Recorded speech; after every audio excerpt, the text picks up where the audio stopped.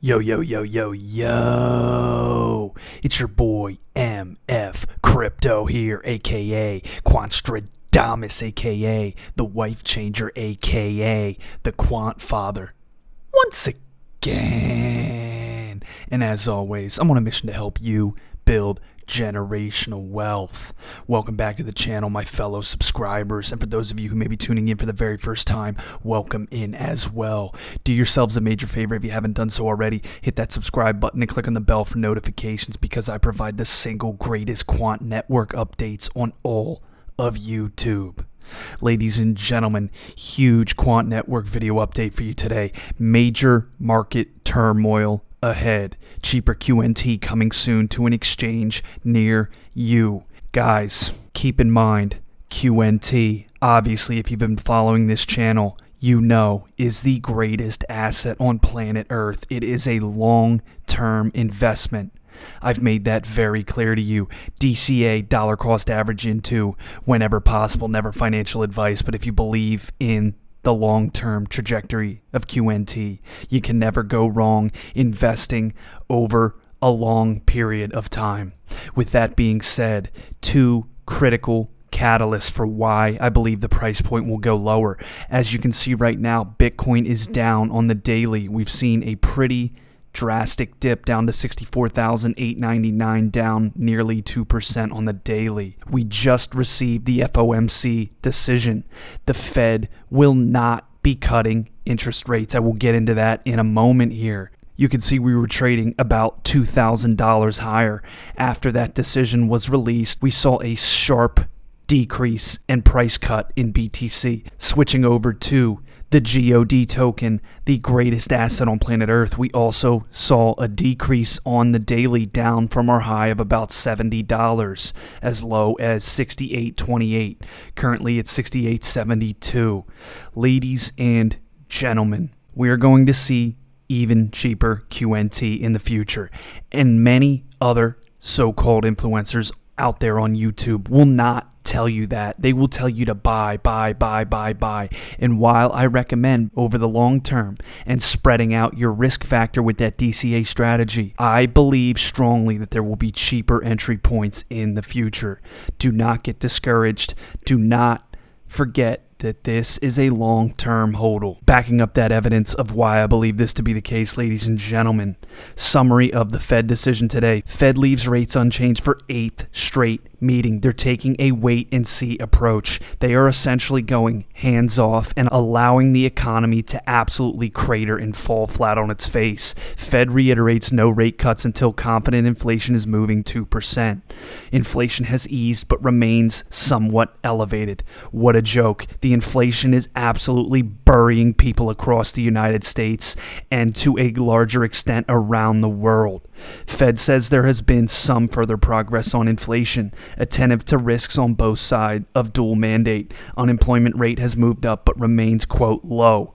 Is a September rate cut really guaranteed?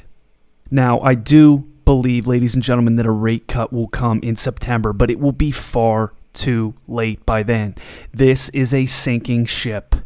The United States economy and the global economy at large is set to be the scapegoat to usher in central bank digital currencies, and they will need to reset the entire system. And another critical component here, ladies and gentlemen, as I switch gears, we are on the precipice of World War III. You can see it trending here on Twitter. This was announced just a few hours ago today. Iran's supreme leader orders Iranian armed forces to launch a direct strike on Israel. The implications on the global markets, whether that be stock market or cryptocurrency, are absolutely dire. The markets will take an unprecedented plunge if we start to head into World War III. We've seen in the past few days a missile strike on Israeli soil, killing innocent civilians, as well as a direct response attack from Israel on Lebanon in the capital city. We are seeing massive provocations and a huge step forward towards a World War III conflict, which is never good for the markets. The markets hate uncertainty. And if we move into a World War III scenario, the markets will take a massive and direct hit. You pair that in tandem with the uncontrolled inflation, rising cost of housing, food prices, you name it, across the board, everything is looking drastic. There is going to be a major reset, and that is going to include an enormous decrease in price valuations of assets across the board. We've seen a massive amount of major investment firms and high-profile individuals who have been dumping stocks at historical rates recently. They know what's happening. They know what's coming in the short to medium term. The markets will get obliterated. Quanstradamus always gives you the uncut raw. And as always, he's here for you. I'm always going to provide my uncensored opinion of where I see the markets going, ladies and gentlemen, and it is looking absolutely drastic. So save as much money as you can. Have some fiat prepared. Smart money will have assets and fiat prepared on the sidelines for when we see massive asset valuations crater to new lows. I assure you that, ladies and gentlemen. Be in the smart money. Prepare yourself for absolute financial market calamity because it's coming very, very soon. Thank you for listening. Thank you for tuning in. This has been another feature presentation by MF Crypto, aka Quanstradamus, aka the Wife Changer, aka the Quant Father, the #1 source for all your quant network needs. I'll see you next episode. Cheers.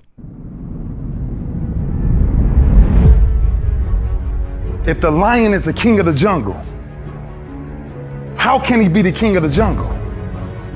If he's not the biggest, the elephant is probably one of the biggest. He can't be the fastest because that's a cheetah. He can't be the smartest. So he's not the biggest, the fastest, or the smartest. So how does a lion become the king of the jungle? His mentality. That's the only difference of a lion and an elephant. When a lion walks up and sees an elephant, he thinks lunch. An elephant thinks run. And it's all mentality. Because when a male lion walks up, he may be outnumbered by a pack of hyenas, but I'm king of my jungle because of my mentality. What happens when you're a gazelle and you're not being pushed, you're not being prodded, you're not given a reward, nobody's encouraging you? What happens when you're a gazelle and the lion's not chasing you anymore? You stop running.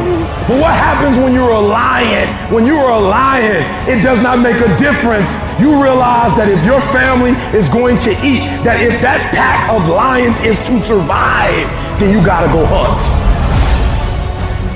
A part of being a beast just ain't eating a gazelle. A part of being a beast is the hunts. It's the hunt that they're excited about. They like to see the gazelles run. Then boom, they take off. Because real lions like to hunt. They love the process just as much as they love the prize. And some of y'all just want to score. You don't like the process. You're not in love with the process. A true hunter's goal is not the prize. A true hunter's goal is to hunt. That's what they live for.